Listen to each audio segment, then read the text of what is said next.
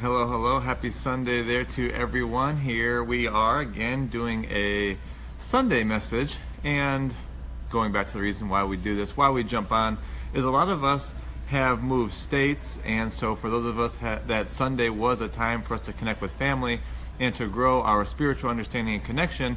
Maybe we don't have the same type of church or organization or family around us. And some of us, even like myself, just don't go to church as regularly or don't necessarily resonate with a particular church or religion, and it's more about a discovery for ourselves. So here we go. Technology is an opportunity for us to connect and have this type of growth and discovery and not have to go to a physical location. So here I am, just so you know, at a hotel in LA, and just felt this call to really talk about an interesting question. Do people really change?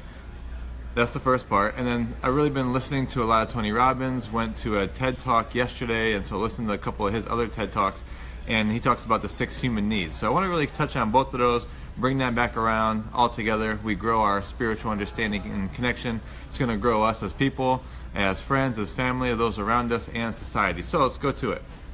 Do people really change? I'd really like to hear from you there. Let me know what you think about that. I am going on and I'm going to say no, people don't really change, and that might shock you initially.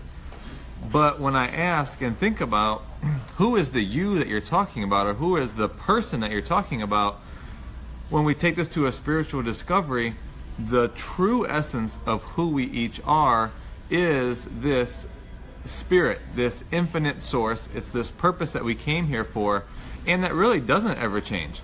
So when we look at people and it seems like that they're changing or they're up to different things in their life, here's what I want to point to. They've always been a particular purpose and reason for being here. And it's more or less that the ego is like a veil.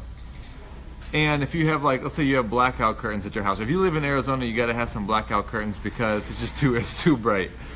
So the ego, it's our mind, it's our habits, it's what is running in the background for us to survive, for us to feel in control. And as we start to move the veil of the ego back, we start to expose more of this true essence, this infinite potential, this piece of God, the piece of the infinite that we actually are, starts to get revealed more and more, right?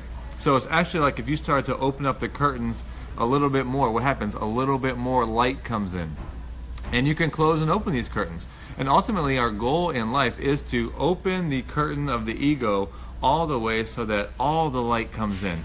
And when all of the light comes in, that is your true essence. That is your true self. And that has never changed. So to point to, do people really change? No. It's that they're opening the veil of the ego and exposing more of their true self a little bit more than maybe the last time you saw them.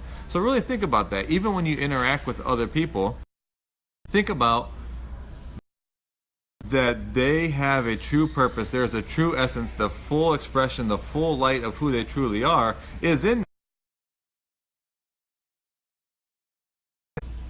And maybe really get interested in who that person is and kind of peeking behind the veil and understanding that what they're here for. So going to the Tony Robbins point, it's been very interesting for me to start to use this and look at this as when I interact with people. And check this out for yourself. The 6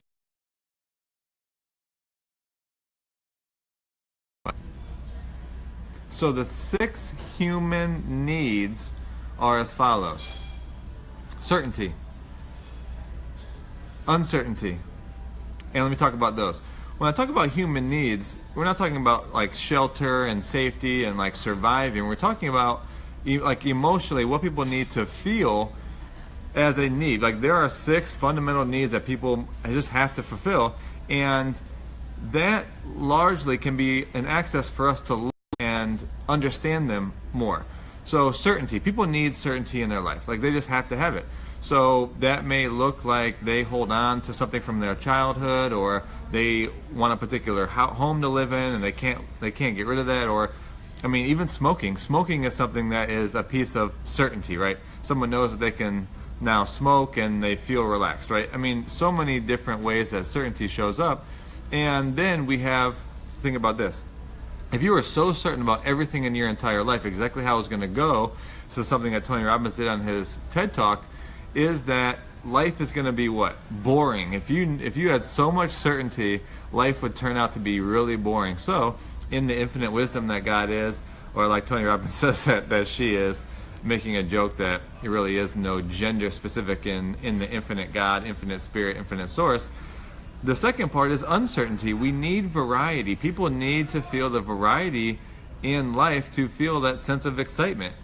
And so that really is a second need. The third need is love and connection.